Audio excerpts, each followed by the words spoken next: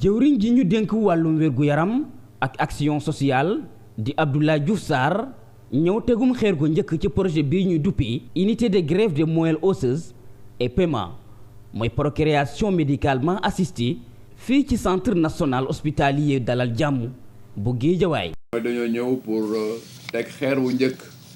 ñaari unité yoo xamante ne yu am solo la yoo xamante ne tax Dalal Jàmm nekk effectivement benn ëpp boo xamante ne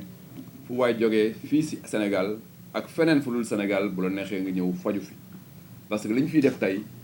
amul fenn sous région bi mooy benn unité boo xamante ne dañ fay def greffe moelle osseuse ak unité boo xamante dañ fay def procréation médicalement assistée muy ñaari tawat yoo xamante ne sonal na nit ñi ba képp ku mu laa dal da nga daan di bitim réew faju mais nag loolu buñ ko mënee am ci vision wu président de la République la. mu nekk ab càkkutéef boo xam ni l'unité de procréation médicalement assistée daa ñëw noppal ñi nga xamee ne dañoo sëy lu yàgg te mënuñoo am doom ñenn ci ñoom askan wi wala ñi dëkkal sax di leen ko xoolee. waaw lu ñuy wax procréation médicalement assistée mooy jumtukaay yi nga xam ne ñun ci wàllu médecine moom la ñuy jëfandikoo pour jàppale couple yi nga xam ne dañu am jafe-jafe pour am doom. xam ngeen ne ñàkkum doom ci couple dina andi lu bare ci suñu réew mi parce que xam ngeen ni fii doom moom daf fi am valeur ñi nga xam ne nag donc dañu jànkoonteel ak problème boobu il faut que ñu am nu ñu leen di assister loolu moo tax ñu daal di taxawal fii centre bi nga xam ne dina leen jàppale ci ay anam yu xaw a yomb parce que boo xoolee li mu laaj bu fekkee da nga ko bëgg a def ci mbirum médecine privée sénégalais yu bare duñ ci mun jot loolu moo tax ñu daal di gërëm autorités yi particulièrement monsieur le président de la république ci ndimbal bi mu ñu àndil bu tax tey ñu mën a taxawal centre bi Sénégal nag dafa am tamit réew la bu nga xam ne charte ba koy doxal bu ñu nee procréation médicalement assistée maanaam loolu tamit dañ koy jagleel ñi nga xam ne góor ak jigéen bu sëy bu mot sëy bu légal ñooñu lañ ko jagleel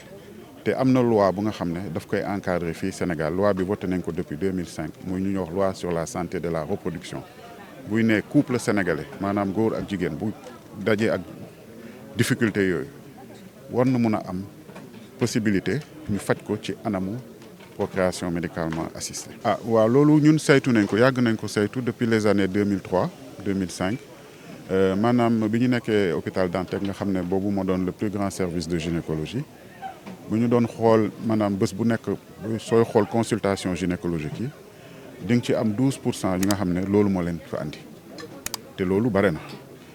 te loolu ci année 2003 2005 te jamono yooyu ñu toll loolu ëpp na te dañu seetlu ne loolu moom yéen sax mun ngeen ko seetlu même boo leen du yëngatu ci wàllu médecine mais mbirum jafe-jafe pour am doom mu ngi gën di yokku. mu ngi gën di yokk xam ñu ngi koy saytu nag pour xam maanaam muy côté góor bi ak jigéen bi lu tax lu waral loolu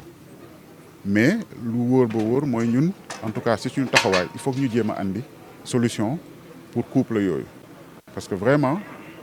ñoom li ñuy dund ñoom rek ñoo ko xam ñun mii tamit xam nañ ko ñu bëgg leen nag jàppale ci sutura ba pare pour ñu mën a am li nga xam ne yàgg nañ ko xaar muy doom bi. mu nekk ab guléet ci mim réew di Sénégal. ak yeneen réew yi nga xam ne ñoo wër réew mi l'unité de greffe des moelle osseuse bés bu sottee dina wàññi évacuation yi nga xam ni dañ ko doon yóbbu fee ci diwaan bu Tugal. Le centre pour lequel on a fait la pose de la première pierre aujourd'hui, c'est un centre de greffe de moelle osseuse. La greffe de moelle osseuse, c'est une technique assez sophistiquée quand même, qui permet le remplacement d'une moelle osseuse. On rappelle que la moelle osseuse, c'est cet organe qui est dans les os et qui permet la production des cellules sanguines. Alors quand il y a certaines pathologies, certaines maladies, dont les cancers du sang, le traitement, le véritable traitement, c'est de remplacer cette moelle malade en lui donnant une moelle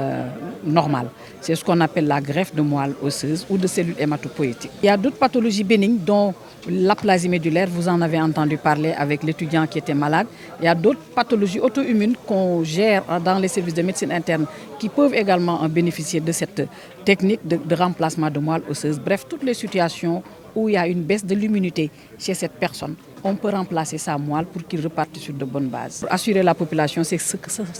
que ce sera abordable, parce qu'on s'est battu toutes ces années-là pour rendre vraiment cette technique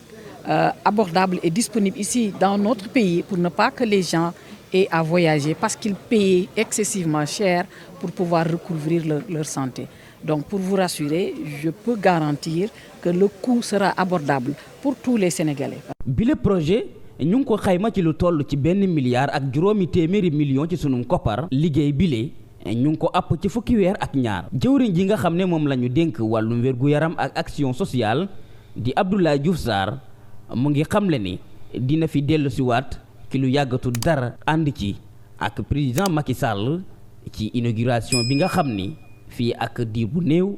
dinañ ko amal.